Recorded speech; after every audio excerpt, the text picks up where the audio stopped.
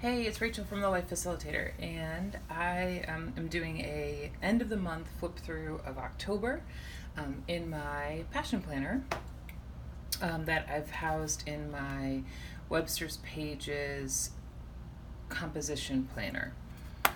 So if you wanted to see my initial flip through of this, I will link that video in the description. So pretty basic setup over here.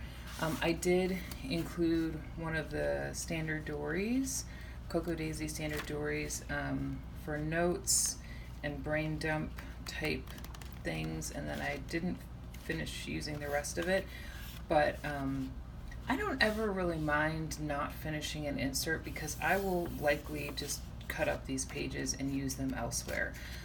So nothing's wasted. So that lived there. A couple other had my little washi tape. Anyway, getting into the planner. So how did I like Passion Planner for October?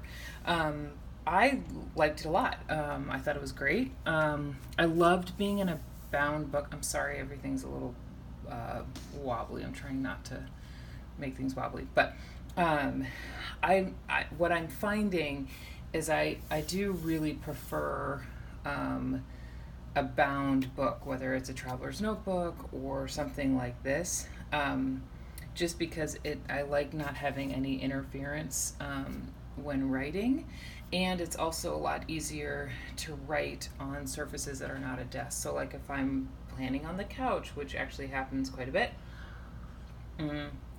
or like traveling and planning, like this sits on my lap really well, and so I do like that. So this was the first week of October, and I used mostly elements from the Cocoa Daisy Autumn Whimsy collection. Things I really like about this layout and felt like were really helpful for me. Habit tracking. I probably put too many habits down to try to track.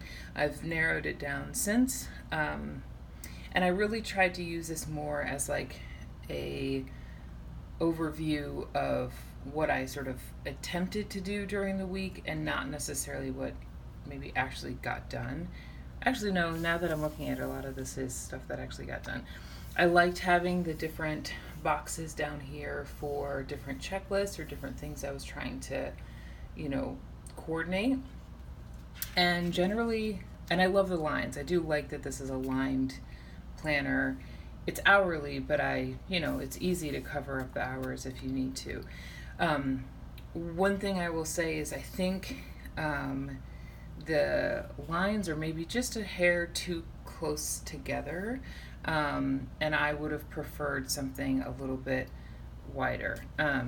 But that's just a personal preference. Here's the second week. This week I did a flip out to have a little more space, although I didn't end up using the extra space. I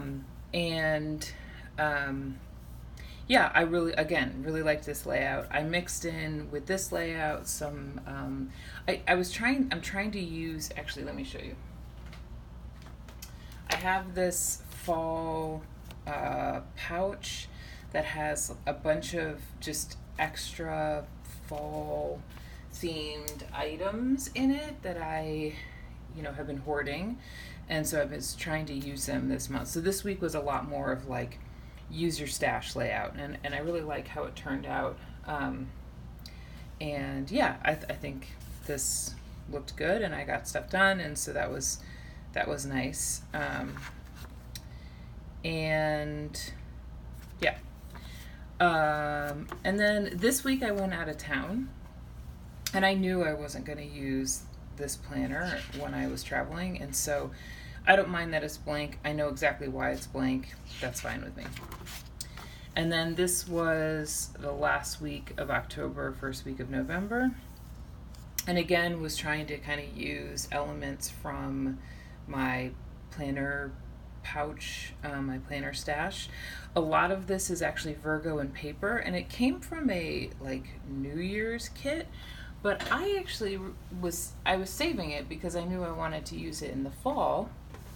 And so I thought it looked really nice, and I love the pops of black with the other colors too. So this is a good week. I was transitioning into my November planner this week, so that's why this got kind of not as much love.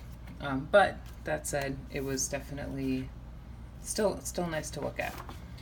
Still haven't done this. Yeah, we're just going to leave it at that. I think this is a great idea, but I'm like doing a bunch of this stuff throughout the month of reflecting, and so I don't necessarily need to do it in here. Now, some things I added in the notes section. I added a brain dump, and I did this way at the beginning of the month, of just like things I needed to like get down on the page and then add it elsewhere, and a lot of this stuff got done. I just didn't cross it off. I did make a little October dashboard to sort of talk about my to like mark out the next sections, which are finances, which I'm not going to show, and then I've been really trying to get some sort of like daily routine flow going, and so this was sort of like a brain dump version of that, and I'd never actually returned to it, which is fine. And then I had my Cocoa Daisy Planner Challenge. Something I have definitely found is that if I don't print this out, and if I don't have this like in multiple planners, like regularly reminding me of what the prompt is for the day, I often don't do it. And as you can see, like I was pretty strong at the beginning of the month, and then I sort of lost track of it, partly because, well, two things. One, I didn't have this planner with me with the challenge in it, but I also had not, like, if I don't take the photos, like, or plan out when I'm going to like do the photos, it doesn't get done. And so I have a different system for this month, and I think it's going to work a little better. But I love these blank note pages in the back, because then I can use them for whatever I want, and almost have like a separate monthly section in the back of the planner, which is really helpful.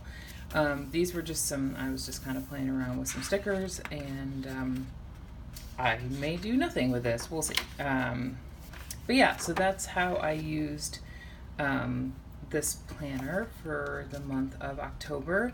I really like this planner. I like the size of it. I like that it's bound. I love that it fits in my Webster's Pages Color Crush planner. My only issues with it, and partly this is just because it's in the cover, is that it is a really massive planner. It's a pretty big, it's hefty. I don't know how, like, another way to say that, but it's a hefty planner. And so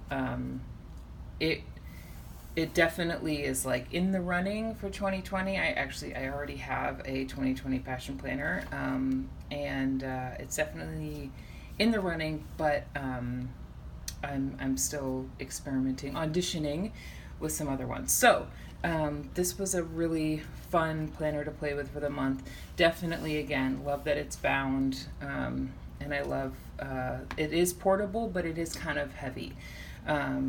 So yeah, so that's that. Oh, the other thing I should mention, the last thing, and this is, again, just total personal preference, and maybe it's just the planner I received, I don't know.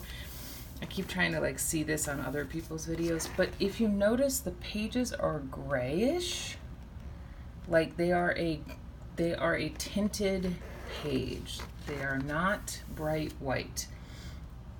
I'm sure that was like a choice of the company to like not have bright white pages.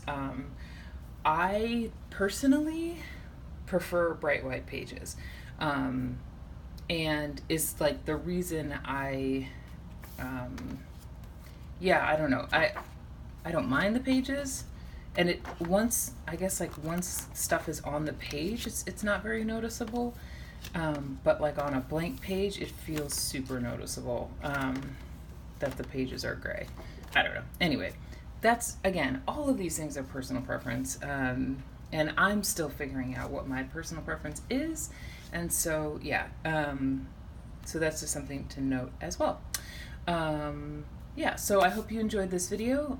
Give it a like and or a thumbs up. And I'll be doing another video of the other planner I used for October as well. All right, thanks. Bye.